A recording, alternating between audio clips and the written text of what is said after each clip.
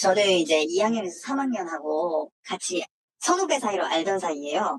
이 을 어느 날 갑자기 전화로 부르더라고요. 점심시간에. 그 뒤에 이라는 그 아파트가 옛날엔 있었고 그 뒤에 작은 정자가 있는 놀이터가 있었어요. 그쪽으로 부르더라고요. 갔더니 거기에 랑 그 이 같이 앉아 있더라고요. 근데 제가 가자마자 그때부터 때리기 시작하더라고요. 어떤 이유에서인지 제가 맞았는지는 이유도 지금껏 모르고 그냥 1시간 반 동안 계속 따귀를 맞았던 것만 기억합니다. 3학년을 2학년이 때리면은 3학년 선배들이 가만히 놔둘까요? 이 3학년은 무시하네? 라고가 나오겠죠. 하극상이잖아요. 그리고 그때는 라는 사람이 우리 학교에서 가장 잘 나가는 남자친구가 있었는데 제가 거기다 대고 어떻게 그렇게 반항을 할 수 있으며 근데 이제 너를 비롯한 걔에서 피해를 받은 사람은 명백히 있어 보여. 근데 걔가 자기 잘못한 건 당연히 너한테도 피해를 줬고 시간이 오래 지났음에도 트라우마가 됐으니까 내가 그래서 이렇게 너가 진행하려고 마음을 먹었다라는 거에 사실 뭐라고 말을 못하겠는 게 그런 거지. 10수년이 지난 학폭 사건에서 항상 나오는 질문이 있죠, 교수님. 왜 이때 터뜨렸느냐? 네, 왜 이때 그렇습니다. 주장하느냐? 일단 제보자는 고등학교를 졸업하고 한 6개월 후에 미국으로 건너갔다고 합니다. 그래서 뭐 한국 드라마나 한국 예능을 이제 많이는 보지는 않았고요. 예전에 그 배우를 한다는 얘기는 들은 것 같은데 뭐 시간이 한참 지났기 때문에 그리고 아주 유명한 사람은 아니었기 때문에 그냥 그만뒀겠거니 이렇게 생각을 했대요. 그리고 이렇게 있었는데 갑자기 예능 클립을 봤는데 거기에 나오고 있었어요. 그러니까 좀 이제 요즘 들어서 굉장히 인기가 많아진 그런 배우기 때문에 이제 요즘 예능에 많이 나왔죠. 그래서 인기가 있는데 그 모습을 보자마자 정말 손이 덜덜덜덜 떨릴 정도로 충격을 받았고 이 S씨가 상처 입은 피해자들을 잊고 지내는 것 같아서 이대로는 안 되겠다라는 생각이 들어서 이렇게 제보를 하게 되었다고 합니다. 제가 직접 이 제보자분하고 통화를 했는데요. 정말 많은 고민 끝에 저희한테 연락을 주셨더라고요. 그동안에 뭐 우여곡절이 있었는데 원래는 저희한테 제보를 하실 생각이 아니었다고 합니다. 그러니까 이런 예전 그런 피해의 트라우마를 가지고 계신 분들이 보여주는 공통점 중에 하나가 자신이 왜 그런 일을 겪어야 했는지를 스스로 납득을 못하는 겁니다. 그래서 이 소속사 측에 메일을 보내서 도대체 왜 나한테 그랬는지를 좀 이유를 알고 싶다라고 했는데 소속사 측에서 묵묵부답이었다고 합니다. 그래서 두 통을 보내서 이렇게까지 연락을 아예 없으면 이거 뭐 무대용으로 이렇게 간주하겠다라고 하지 그때야 연락이 왔다라는 겁니다. 근데 소속사에서 그 배우가 해외에 있어서 이게 전달이 안 되기 때문에 우리가 그 금전적으로 비용을 제공을 할 테니까 미국에서 한번 건너와서 얘기를 하라 그렇게 얘기를 했답니다. 근데 피해자를 한국으로 들어와서 얘기하자. 그래서 피해자 입장에서는 아니 내가 왜 이게 뭐 금전적으로 이렇게 그 소속사랑 엮이는 걸 원했던 건 아니지 않습니까? 그래서 싫다고 했더니 그러면 이번엔 우리가 그러니까 소속사가 배우고 같이 미국으로 가겠다. 만나서 잘잘못을 따지자. 이렇게 연락이 왔다는 겁니다. 근데 이 또 제보자 입장에서는 아니 지금 나한테 가해를 했던 그 배우가 어떤 입장인지를 나는 알고 싶다는 거지. 내가 만나기도 싫은데 지금 사실 저 사람의 얼굴을 보기 싫어서 한국 방송도 안 봤던 그런 피해를 호소하고 있지 않습니까? 근데 오자마자 이렇게 소속사 관계자랑 같이 온다는 걸 반길 리가 없지 않습니까? 그거를 거부를 했고 그런데도 불구하고 계속해서 어쨌든 소속사에서는 이거 좀 해외 스케줄 정리되는 대로 같이 가겠다. 이런 입장만 밝히고 있어서 고민 끝에 이렇게 제보를 하게 된 거라고 하십니다. 배우 송하윤 씨가 어제 방송 이후에 학교폭력 의혹에 대한 입장을 내놨죠. 네, 일단 그 대응 측면입니다. 그 송하윤 씨 소속사 측은요. 일단 사안의 심각성 인지하고 최초 제보 받은 이후에 그 사실관계 확인하려고 제보자랑 통화를 했다는 겁니다. 그 이후에 메신저 통해서 정확한 사실 확인하려고 만나자고 요청을 했는데 그쪽에서 먼저 거부 의사를 밝혔고 그래서 통화하자고 했는데 답변을 못 받았다. 그러니까 제보자와의 연락이 어려웠다. 이렇게 주장을 하고 있습니다. 또 학폭 의혹 그 자체에 대해서는요. 배우에게 사실 확인해봤는데 일단 제보자와는 일면식도 없다. 그리고 해당 내용이 모두 사실이 아님을 확인했다라고 밝혔습니다.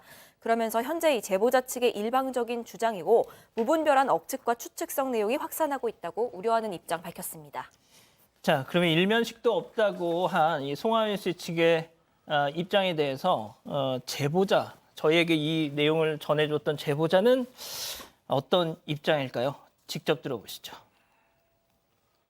걔가 지금지도 모르겠다. 모를 수가 없죠. 모르는데 미국까지 넘어오고 한국에 오면 비용 다 내준다 그러고 아니 말이 안 되잖아요. 앞뒤가 너무 안 맞지 않나요? 이거 그리고 이제 터지면은 다른 것도 다 터질 텐데 이제 친구들도 제 친구들이 그런 일이 있었던 거를 다 알고 근데 본인은 몰라요. 터질 게 터진 거예요. 사람들이 다 참은 거지.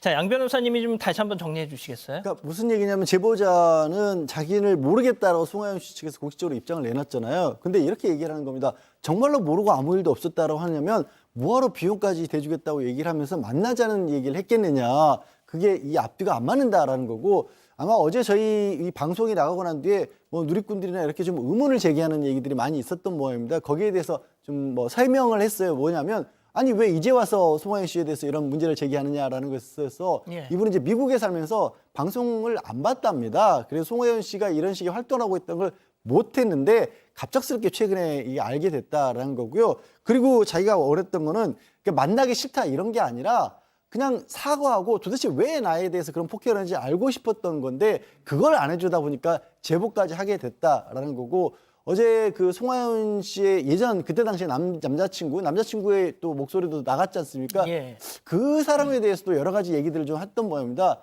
도움을 준 분이고 다른 건 없기 때문에 억측을 좀 자제해달라. 그리고 더 추가적으로는 증거들이 다른 것도 있다라는 주장을 하고 있어요. 그러면서 하지만 보도에서 일부만 공개했던 거를 송하연 씨가 측에서 이렇게 부인하니까 이제는 더 이상 숨기지 않겠다. 좀 강경한 입장을 보였습니다. 예. 참고로 송하연 씨가 오늘 저희 회사로 와서 직접 인터뷰를 하겠다고 했었는데요. 뭐 이유는 알 수 없지만 그냥 갑자기 취소가 됐습니다. 자, 제보자는 어제 방송을 통해서 마지막 기회를 주겠다라고 했습니다. 만약 본인 잘못을 인정하고 뭐 사과를 했다면 여기서 스톱하겠다라고 했는데 들으신 것처럼 사실무근 일면식도 없다라고 이렇게 송하연 씨 측이 공식적으로 대응을 하면서 더 이상 숨기지 않겠다 얘기를 또 제보자는 하고 있습니다. 자, 제보자가 얘기하는 또 다른 의혹이 있습니다. 체크포인트 짚어보죠. 자, 집단 폭행. 일단 제보자의 주장입니다. 들어보시죠. 강제 전학가죠. 집단 폭행으로 인한 강제 전학이에요. 이게 3명에서 1명을 때린 거예요. 집단 린치를 가한 거예요. 가해자 누나들하고 얘기했는데 그게 다 모든 게 의 이간질이었던 거예요. 자, 백 변호사님 좀 설명해 주시죠.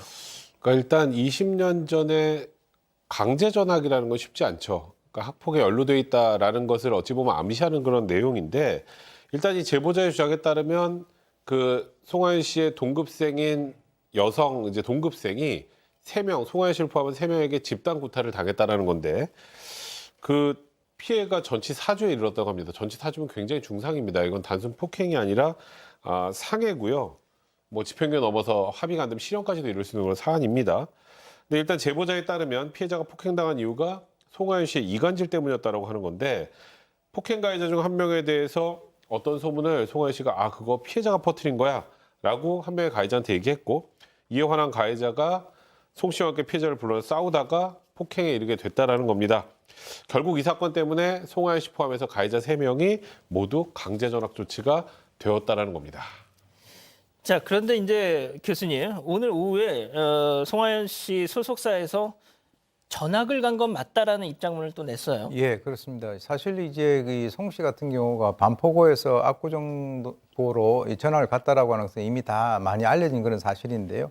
오늘 오후에 이 송 씨 소속사가 전학 간 건 사실이다라는 입장문을 냈습니다. 그런데 이제 거기에 단서가 있습니다. 하지만 어저께 방송 제보와는 관계가 없는 일이고 때가 되면 공식적 입장을 밝히겠다라고 했는데요.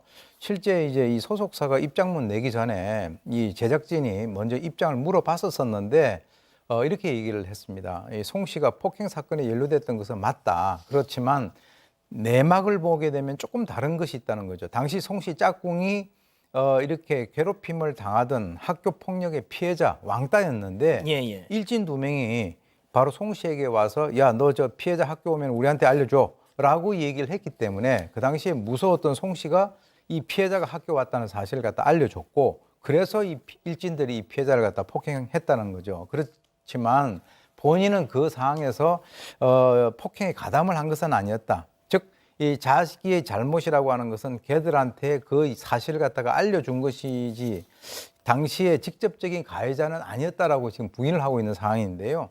그래서 이제 연예계 활동 중이기 때문에 빨리 이건 뭔가를 갖다가 마무리 짓고 싶어서 이 소속사 측이 피해자에게 합의금을 주고 자발적으로 전학을 갔다는 것이 지금까지 나온 소속사 측의 공식적인 입장입니다. 자, 들으신 것처럼 휘말렸을 뿐 직접 가해자는 아니라는 입장을 견지하고 있는데요. 자, 제보자가 당시 그 집단 폭행의 피해자와 연락이 닿았습니다. 직접 들어보시죠. 송하윤이 포함된 가해자들의 피해자가 누나가 맞죠? 네, 그리고 송하윤이 포함된 집단 폭행 가담자 3명은 다 8호 처분 강제 전학 받았죠. 맞아요. 그리고 졸업한 다음에 송하윤이 활동 중일 때 문제 제기를 한 적도 없고 그쪽에서 연락 온 적도 없고 네. 맞죠? 없어요. 자, 그 소위 말하는 집단 폭행의 피해자 한 명입니다. 그 피해자의 얘기를 들으셨고요. 이번에는 그 집단 폭행의 3명 중에 또 다른 한 명, 가해자의 얘기도 한번 들어보시죠. 그 상황에서 있었던 사건은 명확히 일어난 사건은 맞고 그 아이가 연루된 거는 확실히 맞아. 그렇지. 그걸 아니라고 부정할 수 없다는 얘기야. 그럼 죄값을 받아야 되는 게 맞지. 그 죄값이라고 하는 게 그냥 처음에 1차적으로 사과가 맞는 거고 걔가 그런 식으로 부정을 하면 우리가 모두가 잘못했던 것까지 부정하게 되는 거잖아. 그러면 안 되는 거잖아. 자, 백 변호사님. 네. 지금 그 당시에 이 집단 폭행의 피해자와 가해자가 다 목소리를 낸 건데요. 그때 피해자는 가해자의 송하윤이 포함되어 있었던 게 맞고 그 가해자, 송하윤 씨를 포함한 가해자 3명은 모두 강제 전학을 갔다라는 그런 아까 내용이었고요. 폭행 가해자는 이렇게 얘기합니다. 우리는 그 당시 일진이 아니었다. 피해자도 왕따가 아니었다. 그 사건이 있기 전까지는 우리와 그 피해자는 잘 지내고 있었다. 그런데 전화 갔던 송하윤이 우리 무리에 껴서 그 피해자와 뭐 사이에 소문을 내고 이간질하면서 그것 때문에 싸움이 붙었고 그 과정에서 폭행 사건이 벌어진 것이다. 그러니까 아까 제보자 얘기와 지금 이 집단 폭행의 가해자 중 1인의 얘기가 사실상 일치하는 내용이죠. 가해자 조정에 따르면 우리는 사건 이후에 피해자 부모에게 찾아가서 용서를 빌고 사과를 했지만 송하윤 씨가 사과를 했는지는 알지 못한다. 그리고 우리는 그때 일에 대해서 부끄럽게 생각하고 반성한다. 잘못했다면 잘못한 일에 대해서는 최소한 사과하는 것이 맞다고 생각한다. 그러니까 가해자 중에 1인과 그 당시 폭행을 당했다는 피해자의 진술이 사실상 좀 일치하는 상황입니다. 자, 양 변호사님, 이게 20년 전 일을 당사자들이 어떤 자신들의 기억을 통해서 뭐 복원하는 상황에서 나온 얘기들이다 보니까 뭐 일부 오류가 있을 수는 있겠습니다만 그래도 그 와중에도 계속 관통하는 뭐 하나는 있습니다. 그러니까요. 일단 지금 2개의 사건이 있었던 거잖아요. 지금까지 주장이 나왔던 부분은 원래 이 사건을 제보했던 것처럼 본인이 폭행을 당했다라는 것에 대해서는 맞았다라고 하는 본인의 얘기가 있는 거고 또 어제 방송에서 전해드린 것처럼 주변에 그 전 남자친구라든가 다른 사람도 이 증거가 있다, 증언이 있다라는 얘기 주장을 하고 있는 거고 그다음에 2번째 사건 이제 송하윤 씨 짝이었던 사람에 대한 폭행은 맞았다는 피해자가 있고 더 중요한 건 같이 가해를 했던 사람들, 다른 가해자들이 그렇게 사건이 있었던 게 맞다라고 얘기를 하고 있어요. 이게 사실 20년 전 일이고 형사사건은 어차피 될 수가 없습니다. 그런데 형사사건화가 될 수 없기 때문에 사실 이게 아니다라는 걸 밝히기도 너무 어려운 그런 상황인데 그런 상황에서 이렇게 주변 사람들이 일관되게 목소리를 내고 있어서 송하윤 씨로서는 굉장히 곤혹스러운 상황이 맞아 보입니다. 예. 이걸 뭐 해명하기도 어려울 것 같은 그런 상황이에요. 자, 일단 송하윤 씨 측에서 말이죠.